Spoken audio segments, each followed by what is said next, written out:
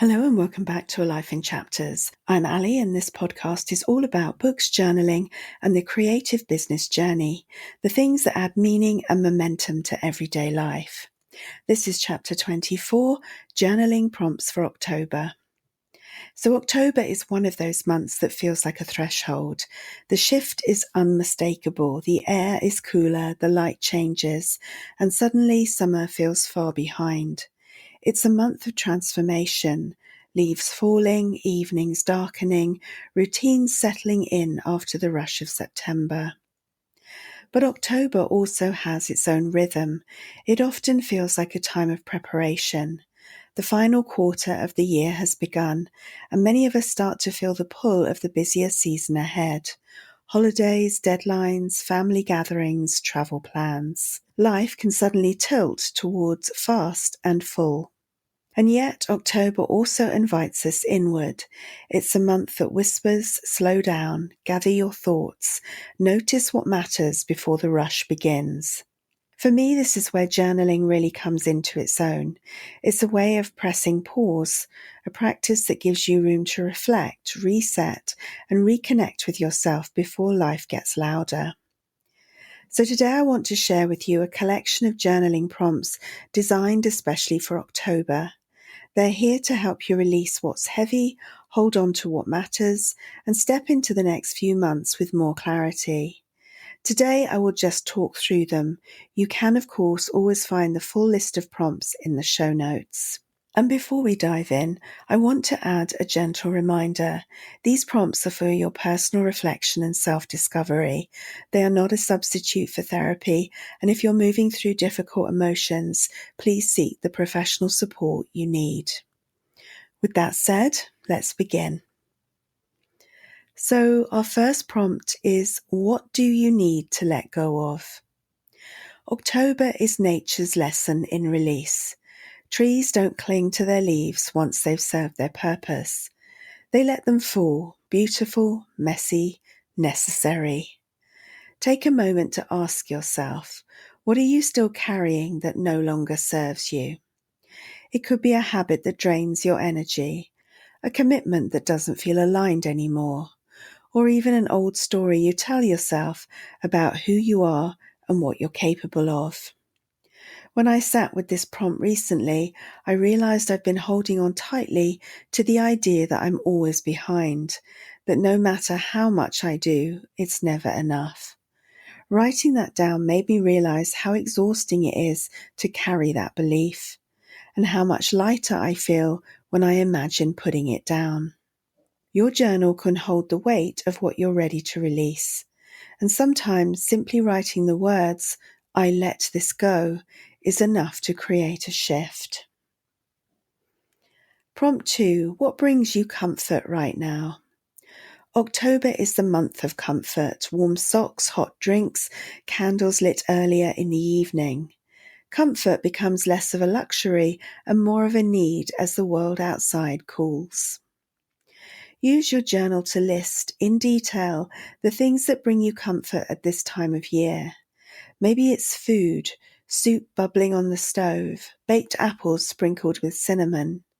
Maybe it's routines, reading in bed, long walks in crunchy leaves, conversations with people who make you laugh. For me, it's small rituals that ground me, pulling on my favourite cardigan, making a pot of tea in the afternoon, even turning on fairy lights when I'm working late. These tiny comforts soften the edges of busy days. When you name your comforts, you give yourself permission to reach for them, and sometimes that's the best act of self-care there is. Prompt 3. How has this year surprised you so far? By October, the year has already told us stories we never expected. Some surprises are joyful, opportunities that come out of nowhere, friendships that deepened, small wins that lifted us. Others are harder, setbacks, losses, disappointments. Take time in your journal to look back. How has this year surprised you? What unfolded differently than you imagined in January? I find this prompt powerful because it reminds us that we can't control the script, but we can reflect on what we've learned from the unexpected. When I look back at my own year, one surprise has been how energizing it feels to commit fully to my creative work again. I hadn't expected the shift to feel so strong. Your surprises might be big or small, but they're part of your story. Write them down and see what lessons they've carried with them. Prompt 4. What feels unfinished? October often brings a reckoning. We realize the year is slipping into its final stretch. Suddenly we notice the projects, conversations, or personal goals that still feel unfinished. Use your journal to list what feels incomplete for you. Maybe it's a creative project waiting on your desk. Maybe it's a friendship you've been meaning to nurture. Maybe it's something more personal, like the intention to rest more or spend time outdoors. Don't judge the list, just notice it. Some things may deserve your energy in the next 3 months, others may not. Sometimes the bravest decision is to consciously set something aside, rather than carry it as unfinished business. Prompt 5. What are you grateful for in this season? Gratitude is grounding, and October is a month rich with sensory beauty. The crisp mornings, the golden light across fields, the smell of wood smoke drifting from a neighbour's chimney.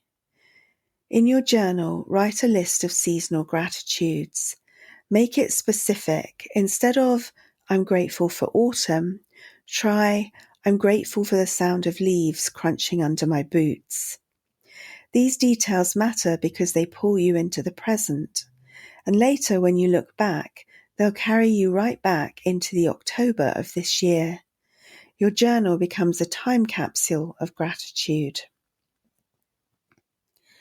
Prompt 6. What stories are you telling yourself? We all carry stories, inner narratives about who we are and what's possible for us. Some stories are supportive, others are limiting. Use this prompt to bring those stories into the light. Write down the thoughts you catch yourself repeating. For example, I don't have enough time. I'm not creative enough. Things work out for other people, not me. Seeing these stories on the page gives you space to question them. Are they really true? Do they belong to you, or did you pick them up from someone else? Most importantly, do you want to carry them into the next season of your life? Your journal can become the place where you rewrite the script. Prompt 7. Who do you want to connect with before the year ends? Life speeds up in October, and sometimes in the rush, relationships get neglected. This prompt is an invitation to pause and consider, who do you want to reach out to before December arrives? Maybe it's family, maybe it's a friend you haven't spoken to in months, maybe it's a colleague you'd like to thank. Write their names, then jot down how you'd like to connect, a coffee, a phone call, even a simple message. Connection doesn't always need grand gestures. Often it's the small moments of reaching out that matter most. Prompt 8. What's inspiring you creatively right now? Inspiration shifts with the seasons. October can spark creativity through colour, through stillness, or through the changes in our routines. Write about what's inspiring you right now. Maybe it's books you're reading, music you've discovered, or even the simple act of walking through a park. For me, October always brings me back to detective fiction. There's something about shorter days and longer evenings that makes me crave stories full of mystery. And somehow that seeps into my own creative energy, reminding me that curiosity fuels creation. Notice your own sparks of inspiration. They're clues to where your creative energy wants to flow. Prompt 9. Where do you feel resistance? Often when we slow down in October, we notice resistance. Maybe it's a task we keep putting off, a decision we keep delaying, or a project we can't seem to finish. In your journal, write about where you feel stuck.